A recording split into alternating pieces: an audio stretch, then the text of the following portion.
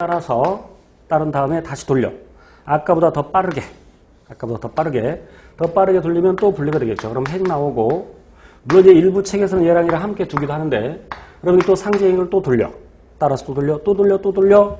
그래서 세포 소기관을 나눌 수 있죠.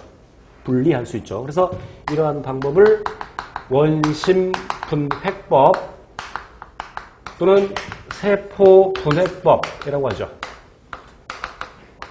그래서 한꺼번에 나타내면 아래쪽에 세포벽, 물론 이제 아까 적당히 있게 쓰면 세포벽이 큰 게 있을 거고, 많이 돌렸으면 좀 작은 게 있을 거고, 이제 교재마다 약간 다를 수 있는데 세포벽과 핵이 함께 올 수도 있고, 뭐 핵이 더 위에 있을 수도 있고.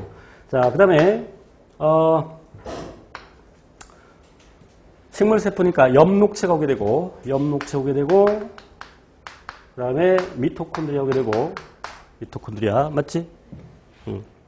그리고 리보솜과 소포체가 오게 되고, 그리고 나머지 세포액이 오겠죠. 나머지 세포액이라고 할게요. 자, 이거는 식물세포고, 그럼 이제 동물세포 물어보면 이 중에서 동물세포에 없는 거 빼버리면 되겠죠. 이렇게 순서 기억하셔야 되고, 그래서 9번 식물세포를 원심분리기로 분해했을 때 먼저 분해되는 것부터 핵과 세포 조각, 엽록체, 미토콘드리아, 리보솜과 소포체. 10번 광합성과 호흡과정, 세포 분열 등을 연구하는데 가장 적합한 연구 방법은, 자, 거기 세포분해법 설명했고, 조직배양법은 말 그대로 세포나 조직을 무균 상태에서 배양하는 겁니다. 즉 세포 분열을 시킨다는 얘기야. 세포 수를 늘리는 거야. 이런 게 왜 필요하냐면, 예를 들어서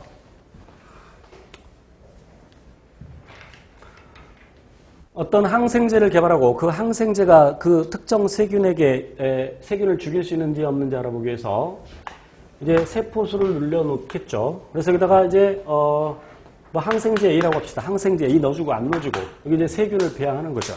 그죠? 무균 상태에서 이거를 조직배양법이라고 합니다. 물론 이제 뒤에 구체적으로 배울 텐데 생명공학 기술에 배울 텐데 식물의 경우에 조직배양을 통해서 식물 복제도 할 수 있죠. 그래서 조직배양법은 중요한 것은 무균 상태에서 똑같은 종류의 세포를 늘리는 거야. 예를 들어서 암세포를 연구하는데 헬라라는 이름을 가진 여성이 있었습니다. 이 여성이 암 걸렸죠. 그래서 그 암세포, 헬라라는 그 사람에서 떼어낸 암세포를 지금도 여러 연구소에서 쓰고 있죠. 그럼 내가 헬라 세포를 얻었어. 내가 암세포 연구하려고. 그런데 어찌어찌 하다가 잘못해서 모두 다 죽어버리면 또 가서 얻어야 되는 불편함이 있으니까 세포 분열을 무균 상태에서 시켜서 늘려놓는 거죠. 조직배양.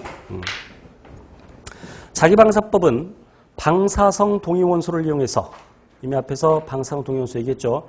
방사성 동위원소는 핵이 불안정해서 쉽게 붕괴되면서 방사선 내놓고 그 방사선의 X선 촬영을 통해서 확인이 가능하죠. 그래서 물질을 추적할 때 자기방사법을 이용한다. 그래서 광합성과 호흡과정, 예를 들어서 광합성에서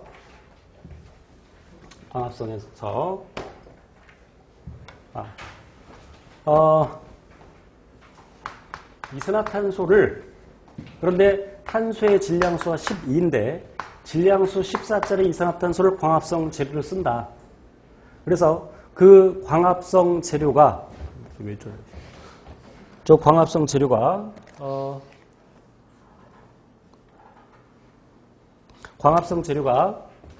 이산화탄소인데 결국 포당을 만드는데 이산화탄소가 한 단계를 통해서 포당 만드는 것이 아니라 여러 단계를 통해서 소위 켈빈 회로를 통해서, 그럼 켈빈 회로를 통해서 나중에 구체적으로 보겠지만 이산화탄소가 이렇게 들어가서 그냥 보기만 하세요. RUBP라는 물질과 결합해서 3PG가 만들어지고 3PG가 GPGA 되고 나중에 구체적으로 다시 설명할 겁니다. 녀석이 G3P 되고 그리고 이렇게 해서 RUMP 되고 다시 돌아오고 여기서 떨어나가서 포당 만들고 그럴 텐데, 그럼 이 회로를 어떻게 알아내느냐? 이산화탄소